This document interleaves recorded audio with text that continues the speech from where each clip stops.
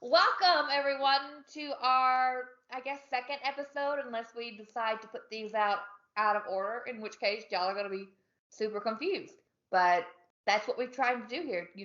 Confuse as many people as possible. That's our ultimate goal, I think. Siobhan's here too. Hello. It's funny when you started and you said hello, like I totally so Sarah and I are both big fans of the Nateland podcast. Okay. And they start every podcast. I think they've settled on hello folks, and I Yeah. totally understand that now just after hearing you start because I could tell that you were like searching for something, like something to start. I nearly went to Hello Folks. Well, we can't use that. That's like their thing now. We can't steal from the boys. But now I totally see where they're coming from. Like you Oh feel yeah. like you need to open with something and like, hey, it just seems like a bit one, it Hey wouldn't fit their y'all, stuff. what y'all doing? How you been? Right. How's your mom and them? Right. That kind of thing. Mom and him. Sounds like Eminem, but Southern. Maybe that's Um, where he got it from. I don't. Where's he from? Like, no, he's like from Detroit, right? I don't know. who is this? I don't. Eminem. You brought him up. No. When you said mom and them. Yeah. Yeah, then I said it sounds like Eminem. Yeah, and I said, well, maybe that's where he derived his stage name from. That's not his given Oh, name, okay. you know. We're talking past each. I got you now. Yeah, I don't. I that Not could his very given well be. name. He doesn't strike me as somebody from the South. Let's see. I have I a don't think he Google is. I'm machine. pretty sure he's from Detroit or something. That would make sense just because it seems He like it would be had he hard to has be a a whole rapper. movie about this. We should watch that movie. I've never seen it. Oh, 8 Mile. Is Yeah, that like the but is that like the true story of Eminem or is that just like that's a the random story movie? he's telling people. Oh, interesting. That's the Okay, story where's he he has from? put out there for the world, According to Wikipedia. Oh, come which on. is This should always be accurate. Missouri. Interesting. Well, Missouri, that's where he was born. I don't know if that's like where he grew up, but the hard streets of Missouri. yeah, what you All gonna them, do? all them fields of nothing. Missouri is a very boring state to drive through, unless you drive through St. Louis. I don't Um, know if you ever took a road trip through Missouri. It I've is never not interesting. Yeah, I've never even. Yeah, nope. Apparently, it says music career origin is Michigan. I could see that because it seems like Eminem and his like whole existence would come out of someplace cold, you know? Yeah, someplace cold and someplace a little urban. So that's why I think Detroit. Yeah. It's probably Detroit, I would It imagine. says where'd it go? Yeah, Detroit. Makes Look sense. at that. Me making logical connections like that. There you go. We are not talking about 8 Mile today. No, but that's a We good one to come up. we are talking about Clueless. Clueless. Similar but different. Yeah, I mean, same kind of vibe. Same nostalgia, maybe. I don't know. I've never watched 8 Mile, so I don't have any nostalgia about 8 Mile. You know who's in 8 Mile? To continue the off-topic conversation, Anthony Mackie. I love him. Apparently there's like a I love massive him. rap battle between him and Eminem. I I do not see Anthony Mackie as a rapper. It's not really what I. Then again, I only see him as the Falcon, and in that random movie that I watched where he was a gay politician. Oh yeah. What's your number? Yeah. Yeah, I'm So familiar. he's either gay or a superhero in my mind. I'm familiar with his filmography. Not a rapper. Yeah, he seems way too like happy and bubbly. Bubbly might be a strong word, but you know what I mean. I mean, kind of like laid back. I don't really see rappers as laid back. Maybe they are. I Yeah. don't know. I don't know one in real life. Well, I know Yeah. people who want to be rappers, not ones that actually made it. You know. Right. I don't have Dr. Dre on speed dial. Unfortunate. Shocking. You got time. I You do. got time. Yeah, hit me up on Facebook or that makes me fast on Facebook. Facebook is not something people use nowadays to communicate with the world. It's Instagram I'm on, but like, how do you hit somebody up on? I guess there's DMing on Instagram. Yeah, it's like you're not even a millennial. You're supposed to slide into their DMs, Sarah. I'm an old Obviously. millennial. I don't even do Facebook all that much. I just keep up with my relatives on Facebook and Yeah. see all their baby pictures. That's what I use Facebook for. Yeah. I feel like Yeah, the TikToks and the Instagrams are taking over. yeah. Not a TikToker either. It's like really putting yourself out. Like it's one thing to type something out. It's another thing to post a picture, but to like post a video on the internet where it's never going to go away. Yeah, you're taking a chance there. I mean, we're doing it, but we're not putting ourselves in the pictures. We're like, hey, Yeah. here's some pretty pictures of wine Well, and and you scenery. can't reverse engineer like find it by googling us. You know what I mean? Yeah, Like yeah. with an Well, Instagram, you have like your names out there, and then you can just like it's like Facebook. You can figure out someone's entire life just by googling it. It's kind of that's true. Well, interesting. all these pictures are probably on my Facebook, but they are also private mode or whatever. I don't know if that actually works. Again, we're talking about something that has absolutely nothing to do with the movie. That's right. Most of this is probably gonna get cut, but that's okay. I don't know. I kind of like it, but yeah, like they didn't have this stuff in the Clueless world. There you go. Nice segue, Sarah. This was nice. pre-internet, and I love this movie. It is one of my favorite all-time movies. I want to say it holds up. I mean, I think there are some things where you're kind of like, oh, you can't say that these days, but like, good movie. I definitely enjoyed it way more than last week. The fashion in this movie is so much more on peak 90s than last week. I mean, last week was a different kind of peak 90s, but Clueless, the yellow plaid outfit that she wears in the beginning is pretty much iconic at this stage. Apparently, they blew most of their budget on that outfit, like right off the gate. So I don't know what they did. Why would that outfit be that expensive? It was Dolce & Gabbana. What was the budget for the movie though? I don't. Apparently, it was really hard to make the movie because they first wanted to be a TV show, and then they wanted to make it a movie. But then the first studio wanted to make it more about the guys, and the producer or whatever was like, "No, I don't think so." And then they took it. I don't even know. I didn't even look up who has the movie now, who made the movie. But they were on board with the whole like female perspective, which I guess is kind of progressive for the time. I think so. It's interesting because obviously the main character, the idea is that she's kind of ditzy, but when you think about it, she's very multifaceted. Like she's not as dumb as she comes off. She's smart in ways, but she's also like oblivious in ways. Hence and speaking of oblivious, like I was oblivious to most of the references in this movie because I saw this movie when I was way too young. Yeah. I don't know why my mom let me go to the movie theaters to see this movie. When did it come out? 95. 95? Yeah, I was 8. Yeah. That's not responsible. No, well, I wasn't even 8. I was 7. So I was too young for this movie. Yeah. It's fairly tame, but there are definitely like. But you don't get them when you're 7. You don't even know what a virgin is when you're 7. You're like, oh, she can't drive. That's sad. One of the best insults in cinematic history. You're a virgin who can't drive. I didn't know what a virgin was when I was 7. But you probably, context clues, you probably figured out that it was quite the burn. Yeah, I got it. I got that it was a very, very sick insult. I thought the not driving part was like, because I can't drive either at that age. And I was like, yeah, I wish I could drive. Sympathizing. You should be able to drive. You're dumb. It holds up though. It's a good movie. It does hold up. I like how if you aren't quick enough to catch some of the humor, like it sounds like, yeah, she sounds super smart, but then you like, wait a minute, those columns date back to the 1970s. You think, oh, that's impressive. Then you think, you're like, oh, wait, the 70s? That was 2 decades ago. Not even at this point, when it came out. Right. I feel like, was this one of Brittany Murphy's first movies? It must have been. I think it was.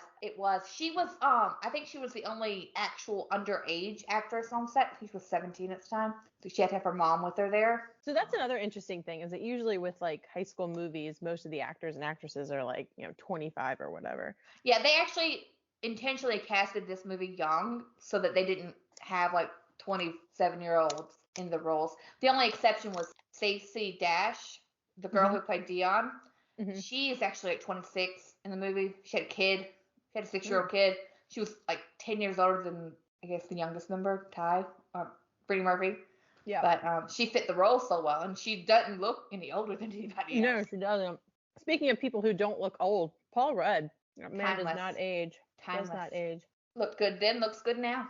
And it's interesting because I feel like when I first saw the movie, I wanted her to end up with the guy that you eventually finds out is gay. Obviously you don't know that in the beginning, or maybe I just realize it at the beginning probably. I wasn't astute enough to realize this. Probably like 10. I didn't see it when it first came out. I definitely wasn't 5, but I was probably, I don't know, 7, 8, 9, 10. That's a long gap, but this time around I was like come on, obviously. I mean, come on now. Paul Rudd's the better choice, even if the other guy isn't gay. Yeah, well, it's the mid-90s. Maybe they weren't.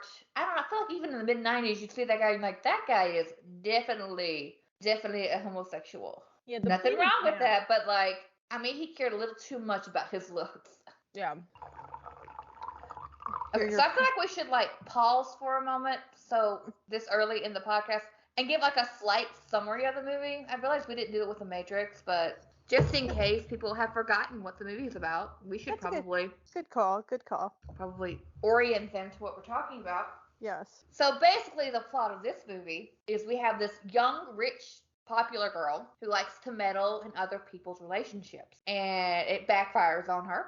She ends up realizing she's in love with her ex stepbrother, and it ends with two of the people she's been trying to set up during the film getting married. There we go. Is that basically the plot? I think so. Well, it's interesting that because yeah, the two of the people she tries to set up, it's a massive failure. But then the other two people she tries to set up, they get married. So like she's 1 for 2. Like That's it's true. not that bad. Like 50-50, you can't beat that. I mean, well, you can beat it, but it's not terrible. And this, I'd rather lose half the time than win like never. So there you go. there you So go. you're a Glass half half full kind of full. person, yeah. I know you would not know this because you do not read books, but the plot is loosely based on the Jane Austen novel Emma. Which, when I started reading Emma in high school, I was like, "Hey, these names sound familiar. This plot sounds familiar. Oh my God, this is Clueless." Made me love the book. But my point, like, so when was Jane Austen? Where's her? Well, it's set in the Regency era. But so when was Jane Austen? Oh wow, Jane Austen's a lot older than I thought she was. I You know, thought Jane Austen was like early 1910, 1912. She's like Like 60s. Is that? I don't. born 1775. She died in 1817. Oh well, then I was accelerating the Regency period by a good 50 years. I was way off. I totally thought she was just like an early 20th century. Wow. Okay, I was way off. Yeah. She wrote Pride and Prejudice. You know what Pride and Prejudice? You've seen that movie. I guess I just You're never put it. With that story. I am, and I knew that took place, way back when, but I didn't know that Jane Austen wrote that story. That might have been a period piece. You don't know. Right, in a more contemporary, right, exactly. But no, this is a period piece. Okay. It's set in a very kind of small town. Like the Cher character, her name's not Cher, her name is Emma. Obviously, that's the name of the book. She's got the same rich, kind of oblivious nature, and you like her in the book because it's obviously written from her perspective, and she comes off as lovable and charitable. But you realize, like as you're reading it, like she ain't got any clue what is actually going on with people and how she should actually behave. Mm-hmm. She's just kind of it's a very good comparison to a Beverly Hills teenager. And are the secondary storylines the same too? Yeah, there's a she tries to match make the Thai character. Her name was Harriet in the book, with this really wealthy. I think he's actually a sort of minister or something, but he's above her class. And while Ty in the book wants to marry this farmer who she likes and would be very happy with, and in the end they end up getting together, kind of like her and Travis do in the movie. Mm-hmm. And you don't actually see the teacher matchmake kind of comparison in the book. It happens before the book takes place, where she matchmakes her governess, I guess she was, with somebody in the area who was a good match for her.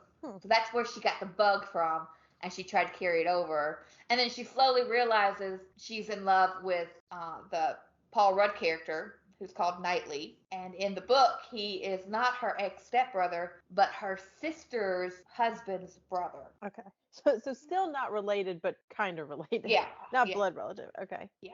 So that's the book story. And there's no gay people, obviously. Christian is not gay in the book. That was a modernization that the film took, which was fair. I liked it. I think it added a modern twist to it. And it also makes her look even more clueless. Like it just kind of... It works a lot. It really ties in. It works on the different levels. I like it. It's interesting because I can't remember what I was watching. I was reading something or watching something, and they were comparing like movies that were made in the 90s and movies that are made today. They basically said that movies like this and just smaller movies they don't have a lot of flash, just don't get made today because they don't make enough money. And it's interesting. I think that's true. Because like this kind of movie, there's generally a plot, but there's nothing remarkable about it. It's an interesting movie and it's a good movie. and I enjoy watching it, but there's never this major climax of the movie. You know what I mean? It's just kind of a story. You know what I mean? Like there isn't like this major event or anything that's really flashy that happens, but it's still enjoyable to watch. It's just interesting. Yeah, I think it's kind of like caught in like the no man's land of the big blockbuster action comedy movie that you would go see, and then the indie like Oscar bait films that are made by Hollywood because they want to win Oscars, and no popular movie ever wins an Oscar. I think it kind of falls within the gray area between those that nobody's going to make because they're not going to make the big budget, the big movie, the big money for the blockbuster, and you're not going to win an Oscar from it. It's just a fun movie. Studios have forgotten what movies are for. Yeah, it's just interesting because like when you said, okay, I'll summarize the movie, it was a little difficult to do that because you're kind of like, well, what is the movie about? You're like, well, there's this girl and she's in high school and she kind of does things, and but there's no major plot, you know? I mean, there's a thread of a plot. I mean, there is a little character development for Cher. She does become more self-aware and ends up falling with her stepbrother. I don't really know how I feel about that part of it. It's a little weird, but Yeah. I mean, I feel like she fights with her friends and they make up and Yeah, it's just kind of like an everyday story. Like again, there's nothing remarkable about it, but it's I think still entertaining. it's strange to see the popular, really pretty girl be put in a place where she's not vilified. Like she is front and center, and she's still got the selfish and like kind of like shallow personality. Although they do have, obviously have some depth to her, but she's not vilified for being herself. She can be her, and she can be the protagonist in the movie, and she doesn't have to be less pretty or less popular, or she doesn't have to give up anything of herself to grow. She just has to be more self-aware, which is, I think that's a good message. Yeah, she also means well. I feel like a lot of times in these movies, like the Regina Georges of the world, usually the pretty popular girl doesn't mean well. It's just Right. in order to play that character, you have to be the bitchy girl that never, that just is necessarily the bitchy character. But she's Always not mean just very to much be not mean. that. Right. Whereas she's just not that. So she's actually a more likable character. But And I think that's more like realistic in life in general. People who are mean to you aren't mean to you to be mean to you. They're mean to you to benefit themselves.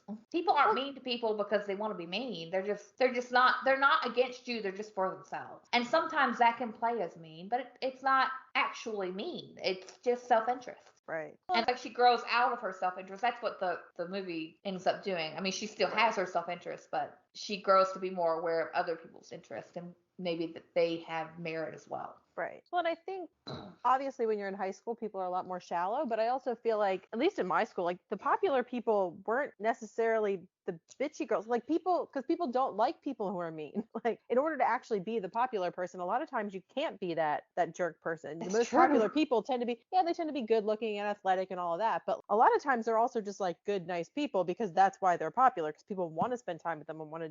So I think it makes a little bit more sense than probably some of these Regina George like movies where people idolize just complete train wrecks. Oh, definitely. And I think you can kind of see that in like Cher's friendship with someone like Travis. Like how they have conversations and she actually talks to him, and when he comes and donates the box of drug paraphernalia to the the beach disaster relief fund.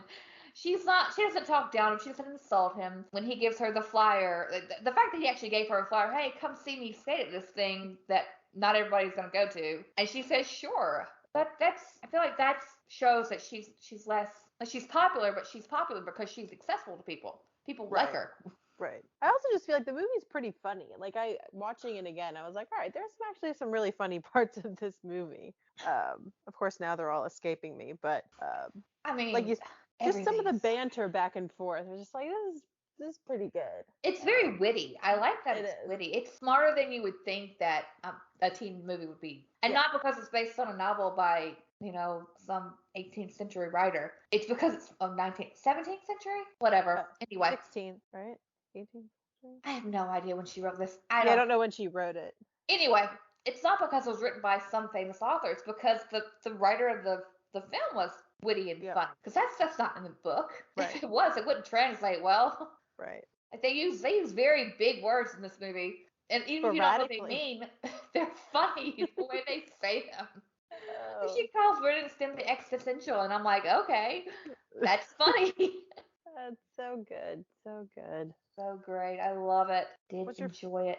Oh, favorite part slash one liner? oh, I can't pick. Oh, I don't know. My favorite part are the clothes. The clothes are Yeah. amazing. I love the fashion in this movie is great. The red dress she wears to the party, like I'd wear that dress today. That's a I'd wear the great plaid dress. outfit she wears, both the yellow one and the one later on that has yellow and like the magenta in it with like the shiny yellow shirt. You Super would wear the cute. yellow. Okay, you say that, but I would would wear the you really? short skirt. I'd elongate the skirt a little bit, but I totally wear it. I wouldn't wear a matching yellow plaid skirt and blazer. I'd have to pick one or the other. Maybe not. Otherwise, I think it's Maybe not the. I feel like the whole ensemble looks a little too warm for Los Angeles or Beverly Hills, mm, that type weather. yeah. Because I mean, you're wearing a jacket, but you also have a sweater vest on under it. I realize it's a crop one. I feel like that's Yeah. just to get hot. Yes, it's a whole thing. You don't know. I'm trying to look through some more pictures of their. I mean, there's a bunch of like, copycat outfits you can get. So these options are available to you if you would And like. Dion's dress sticks out to me. The one that she's wearing when Ty gets made over, after she's made over, it's a wine color dress and it's got like the white collar sticking out of it and white cuffs. Oh yeah, yeah. Super cute. Totally wear it. I mean, I would if I had the body for it. I would probably wouldn't look great in it, but It's stylish. super cute. Super cute. Lots of layers, it looks like. Lots of Yeah. layering. The The 90s are white big on dress that Cher layers. wears, that her dad like won't let her go out in, and then she goes out in it anyway. The That's a dress bit. is like It's just like a plain that's too white much. dress, but it is a bit much for someone she's supposed to be what, like a sophomore? I think I don't Yeah. know how. I mean, I would guess 16 maybe. Yeah. Well, yeah, because she's getting her license, so I guess she's probably 16. Yeah, she's 16. Yeah, that makes sense. Yeah. But yeah, completely lost on Christian though. He's like, oh look, pretty dress. Can I wear it? Can I borrow it? He wouldn't do that. He likes the Rat Pack style. So did you pick up on the fact that he was gay when you watched it when you were younger? God no. I didn't know So what gay meant when I was younger. it's interesting because I think I remember that was a detail. So when I watched it this time, I had already known, but I'm curious when I would have picked up on that had I watched it when I was older, but just, being a person with eyes and, kind of understanding the cues that are there. Like I'm Yeah. curious how long Yeah, it would have they taken me didn't to pick hide the up on that. ball there. They Yeah, made it but kind of obvious. You're like, but oh I yeah. also wouldn't have. I don't think I would have gone there immediately. It probably would have been during like the first date, where they're laying on the bed and he's just like not having it. Like I think it probably would have taken Yeah. me until then, because otherwise I I know would have that just been like, he's a kid in high school. It's the '90s and he's wearing pleated pants. This is weird, but whatever. I don't know, but in that like the dance that they went to go through the party, he keeps rebuffing the girls and like Oh chatting yeah, up yeah. the male bartender. Yeah, if that That would happens have been before good. the other part, then yeah, because you can tell that he's just like dancing with the guys at the party. Yeah. So I sad. like his question. Do you like Billie Holiday? And she says, I love him. I And love him. Yeah. when I was younger, I did not get that joke. I'm like, I don't understand why that's funny, but Right. obviously Billie Holiday's a woman. Good stuff. That's why that's funny. Some of the ugliest workout clothes, like the gym outfits, the gym class outfits, are actually pretty awful. I'm just like scrolling through a website with these pictures. They're Like very 90s. there They are isn't a very single one of 90s. them though that's like even remotely okay. I mean, Cher's is okay, but she just has on almost shorts It's and just like a weird. white t-shirt with a tank top over it. I don't know Yeah. why. Why are we wearing a tank top over our t-shirt? It just doesn't make any sense. I feel like we did shit like that though in the 90s and 2000s. We just wore tank tops over things. Just layering things. Or wore t-shirts under our strapless dresses. I don't know what we did. The other thing that people used to do in high school, so this wasn't the 90s, is you would wear two polo shirts and like pop one of the collars, which is just like, why are you wearing two shirts? To But pop one everybody used collar. to do, yeah, you'd wear two different colors and then like you would just see a different color collar. I'm like, this is just seems like a lot of work to. This is weird. Are you not hot? Right, it's just We like, didn't do that out in the South because you couldn't wear two shirts in the South. makes me You'd be like, why are claustrophobic you? just thinking of it. Bad idea. Did some weird stuff. You know, when I was younger, I kept thinking that Mr. Hall was unreasonable as a teacher. But, like, just watching it now, I'm like, he was a pretty chill teacher. So Mr. Hall is He's a debate teacher. the debate teacher, right? Yeah, I thought he was perfectly reasonable. She makes some good arguments in some of her. I mean, they're a bit ditzy, but like a lot of the points she makes are legitimate. She just needs a little more research in them. Exactly. Like I remember thinking her speech about Haiti when I was a child. I'm like, that makes so much sense. Let's go rearrange things in the kitchen. There's no RSVP on the Statue of Liberty. There's not. There's no RSVP on stuff. The thing is that would be a successful political commercial these days. Oh, it definitely would be. I feel like we need to give a bit more background. Can you give a bit more background to her speech? Well, okay.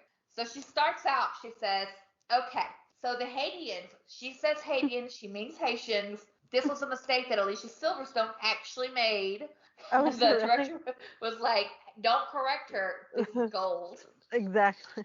Again, as a child, I was like, I guess they're called Haitians. I don't know. Actually, I didn't. And then as I got older, I'm like, oh, I didn't even realize she meant Haitians. I was like, who are the Haitians? I don't understand. Anyway, they want to come to America, and then people were like, oh, what about the strain on our resources? But it's like when I was planning my father's 50th birthday, and I said RSVP because it was like a fancy dinner party. But people came who like did not RSVP. I know the speech by heart. Yeah, you're really getting all of it, which is good because it's a short speech. So I had to haul ass to the kitchen, rearrange some things, but at the end of the night, it was like the more the merrier. So if we as a country could just, the government could just go to the kitchen, rearrange some things, we could certainly party with the Haitians. And in conclusion, may I say, it does not say RSVP on the Statue of Liberty. Such a good little speech.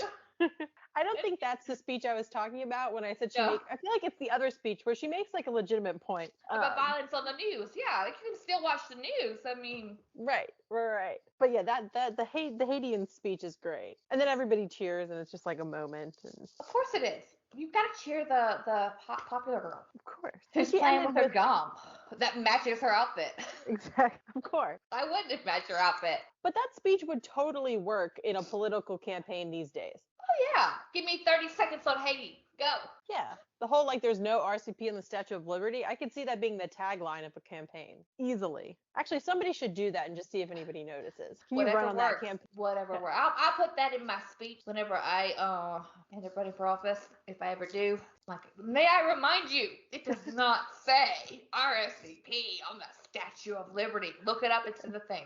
That's a different movie. You got to find a way to make it relevant, but yeah. Great. What's Look It Up? It's in the thing from. That reminds me. What is that? That's Baby Mama. That's right.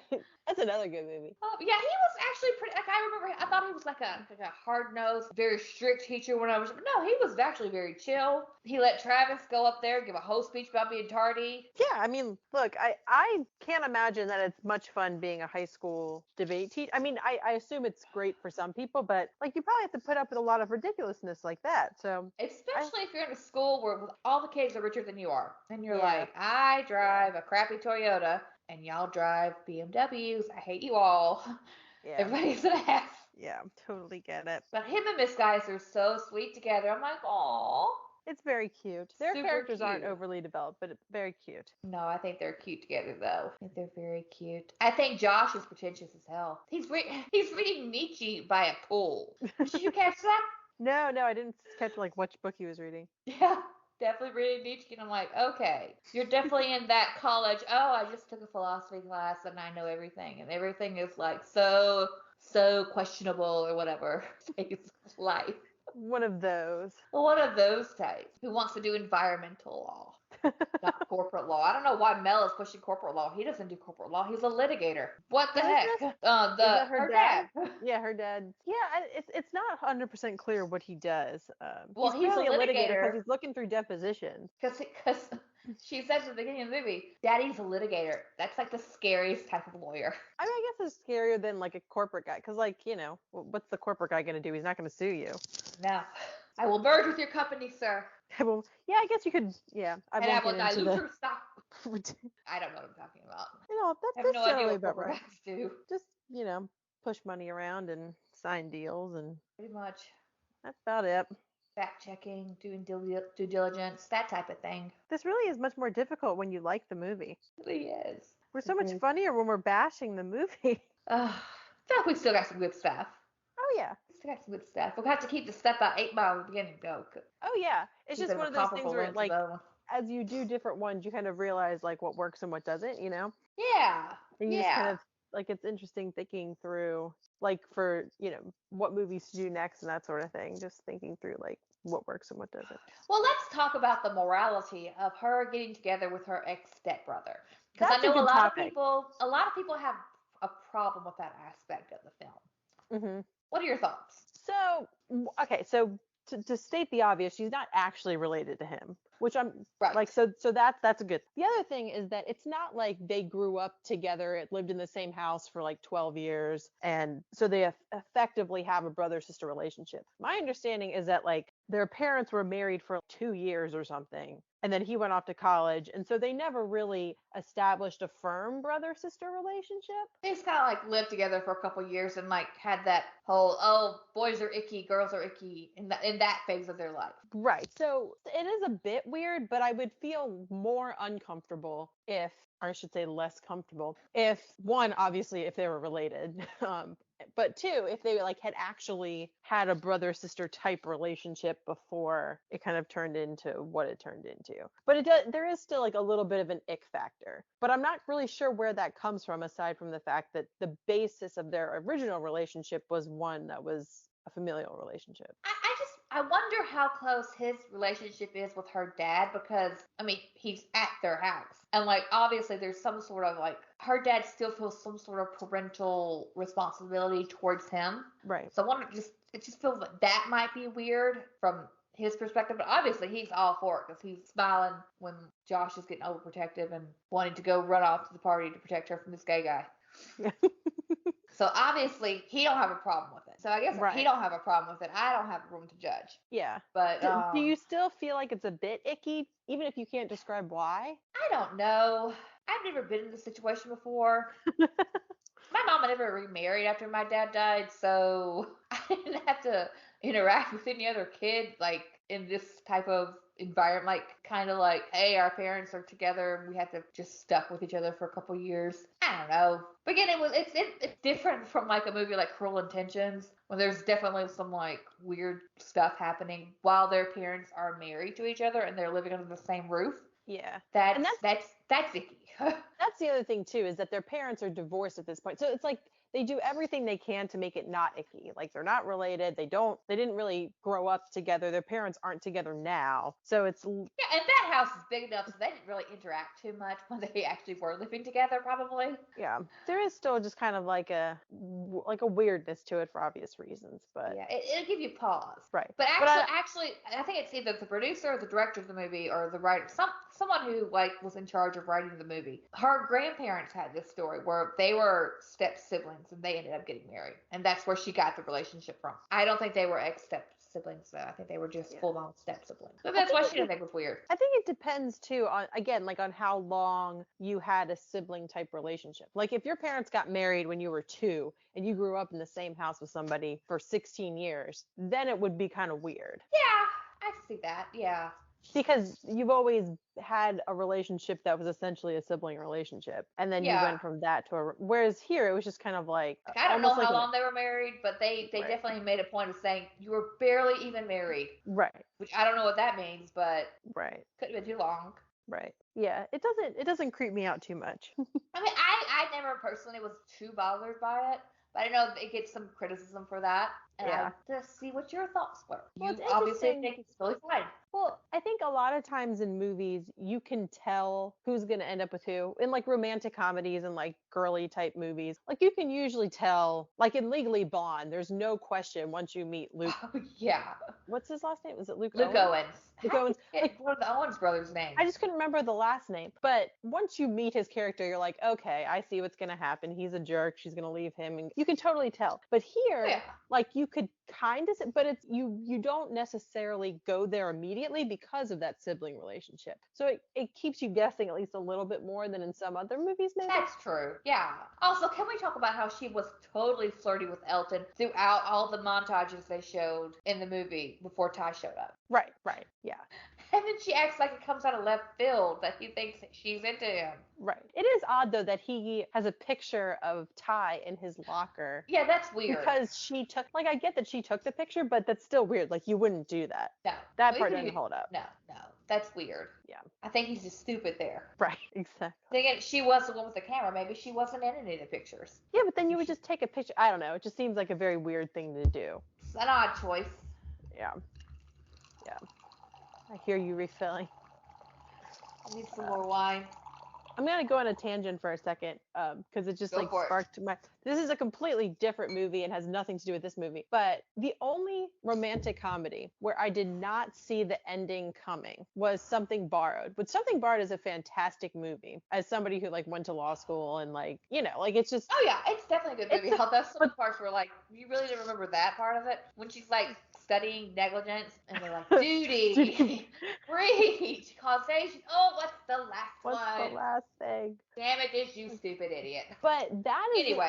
I want to say that's the only romantic comedy where I did not see that ending. Oh no, because you think she's gonna get together with John Krasinski. Right. Obviously, he's a nice guy. He's better looking. Yeah. But it's so bizarre how it ends up. And didn't you say in the book that Kate Hudson ends up with John Krasinski? Yeah, in the second book. That makes no sense.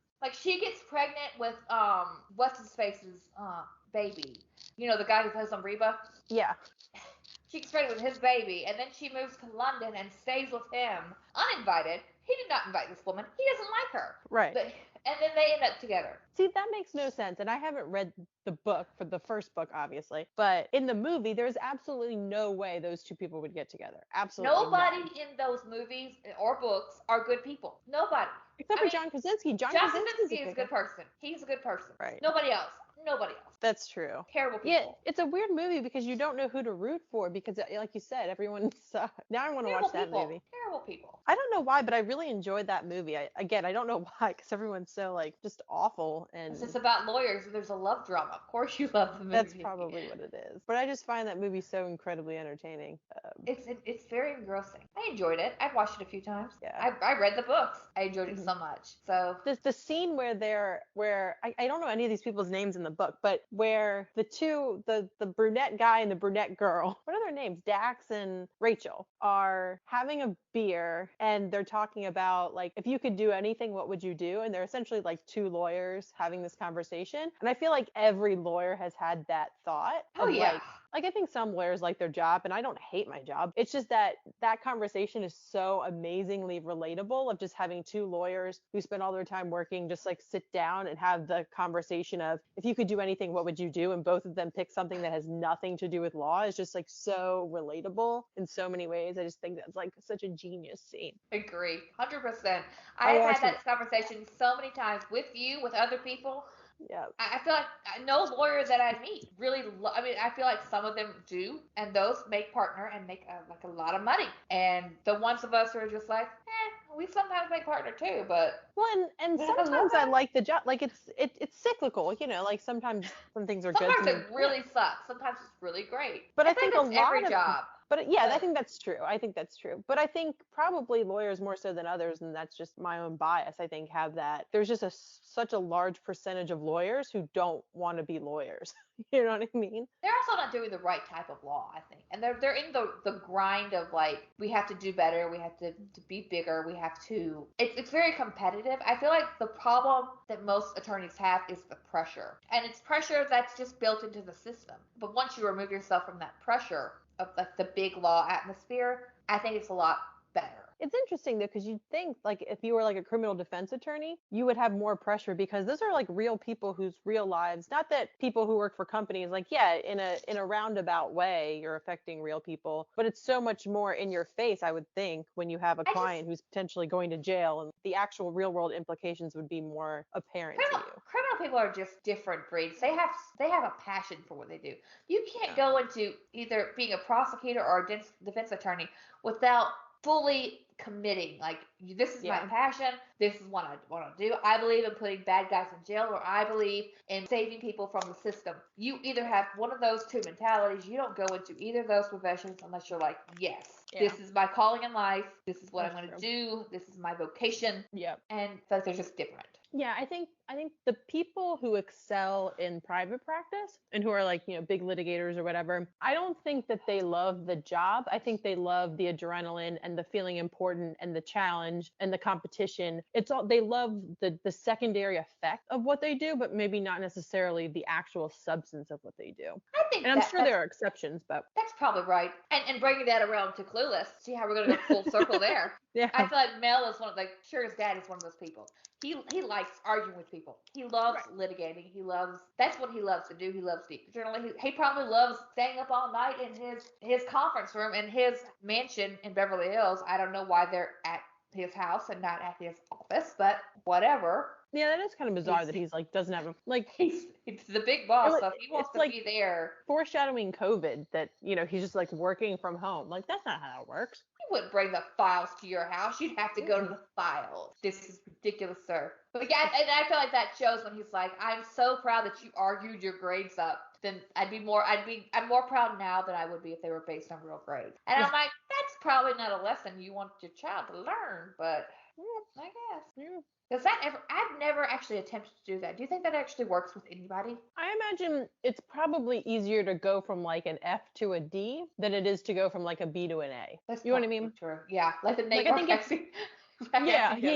That's exactly what I'm thinking of. Yeah, like I think if you fail and you're like, look, I just need a D to pass. He's not going to touch the science world. Right. And you probably need like some like sappy story, like I'm going to lose my scholarship if you don't. But I imagine it probably happens with some frequency where someone's like really close and they have some specific reason why they need a higher grade. And so the teacher doesn't necessarily just change it, but they're like, if you do some extra credit, that's complete BS. Well, you know what I mean? Like, I think that's probably fairly common. Now that we've talked about this, I actually have a story like this. This has happened to me. I was in college and I was in this class, and the day before, because when you're in college, you have the date where you can withdraw without any penalty whatsoever on your transcript. Right. So the day before, and this was my senior year, I was graduating. I had a fellowship lined up to go for my master's program. Everything was ready. So the day before that withdrawal date, where you could withdraw with no effect on your grade, the professor, he wasn't a professor, he was an instructor. He didn't have a doctorate.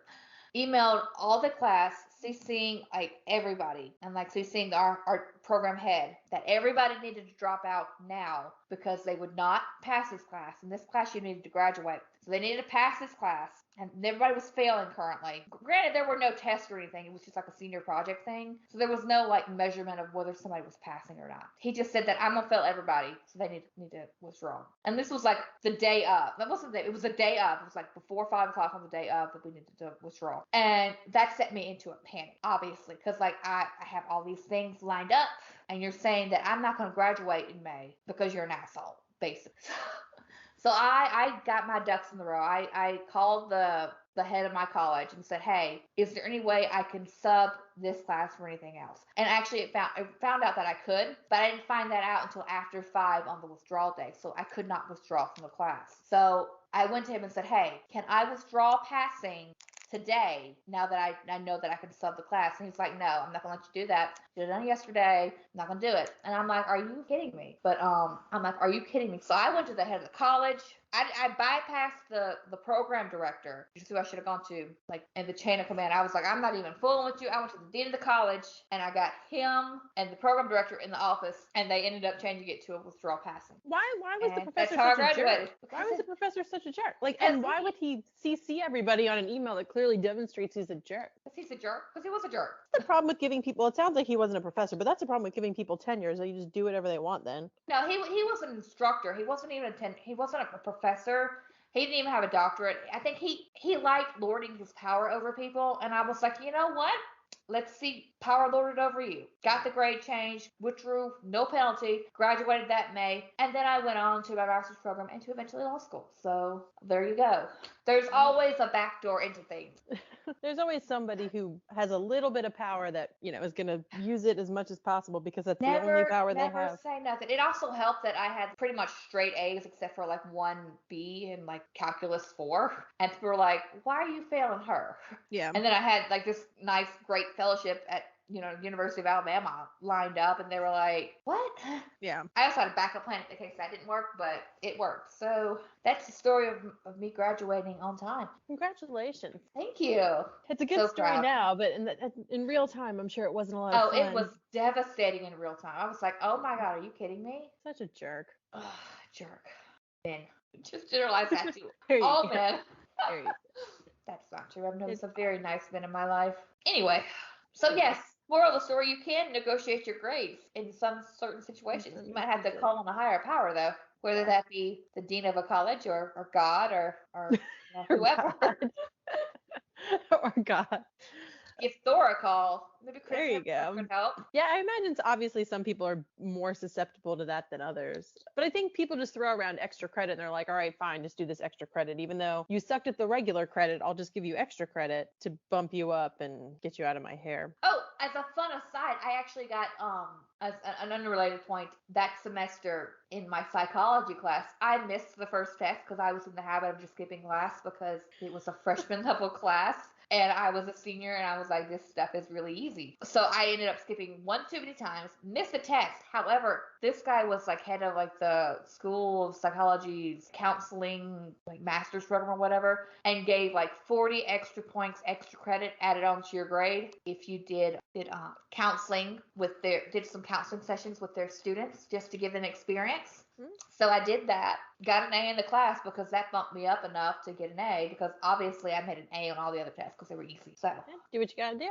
What you gotta do. Actually, while I broke down in one of those counseling sessions about my grade debacle with this instructor who was going to fail me. See, you got something out of it. I was going to say you got free therapy and a better grade. Comes full circle. There you go. A win-win. There you go. Everything won. God works in mysterious ways.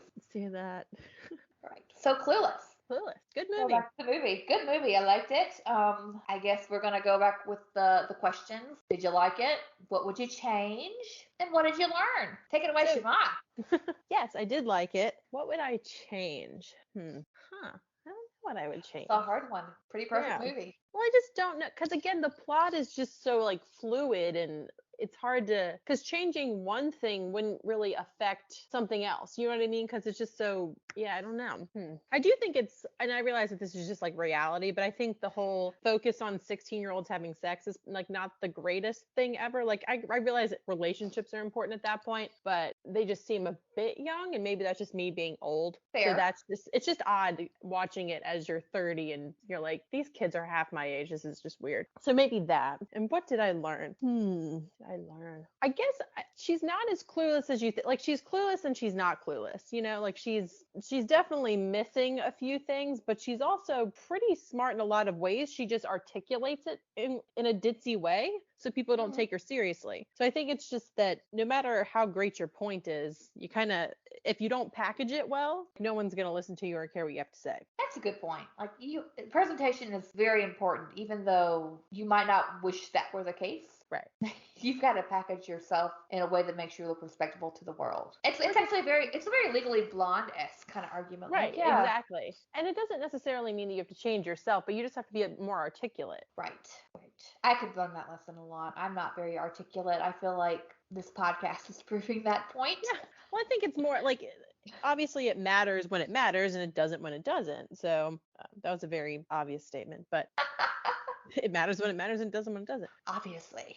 But so Sarah, what did you like it? What did you learn? And what would you change? I love this movie. I've always loved this movie. From the first time I saw it, didn't understand half of it, to when I am 33 years old. I'm like, oh, that's what they meant there. Okay, there you go. But love the movie. What would I change? There's this one part in the film where Josh is kind of pressuring his then girlfriend to have sex. When Cher calls him when she's stranded after being held at gunpoint. Mm-hmm.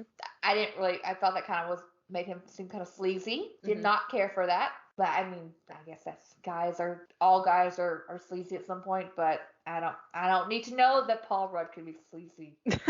So I could have changed that point. I actually learned two things though. Okay. The first one is that you can die from liposuction. So you didn't know that. And then the second one is that there's no RSVP on the Statue of Liberty.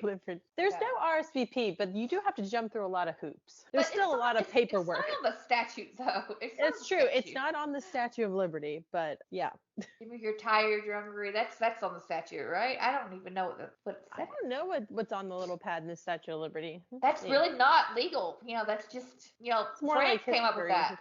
I mean, we didn't really write that. No American had any part in writing that, so not really binding on any of our principles. It says, "Give me your tired, your poor, your huddled masses yearning to breathe free, the wretched refuse of your teeming shore." What in the world, really? That was written by Frenchmen. Was penned. I don't even know what half those words mean. Yeah, that's a lot. We could have been, again, we could have been more articulate, France, but. Yeah, well, they were translating it and didn't translate well. Probably it's beautiful in the French language. Yeah. What are you going to do? English is not as poetic as French. I guess not. We don't use many letters. If you actually look at pictures of the book, it just has a date on it. So I don't know where it must be at the feet. It says that. No, it's on the tablet that she's holding. But the pictures of the tablet just say July 4th. Oh, well, then I don't know. And it's got a date, unless this is wrong. So confused. I've seen it from afar. I've never actually examined it up close. Obviously. Have you seen the Statue of Liberty? I've seen it from like in person. Yeah, I didn't actually go to the island, but you can see it from afar. Right. I didn't, go there. Feel like, I see the movies. I don't have to. New York is very big. I got a lot of spots to see. It only had a weekend. Lots to do. So makes sense. Go to New York sometime. We should. It's only like 2 hours from here. Not even on the train. It's like an hour. A little further for me, but Yeah, but once you get here, Atlanta Airport is really close. So. Yeah. Okay, so. You want to end this out? How are we going to get out? That was Clueless, everybody. Yeah. Next week, we're going to be talking about, are we doing Scream next week? We could do Scream. That's a different one. That's a different genre. I like it. We'll do Scream and see where that takes us. It's going to be a Scream, so y'all should definitely tune in. That's a terrible pun, but there you go. All right. Very nice. We will see y'all. Well, we won't see y'all, but y'all will hear us next time. Cheers. Bye. Bye.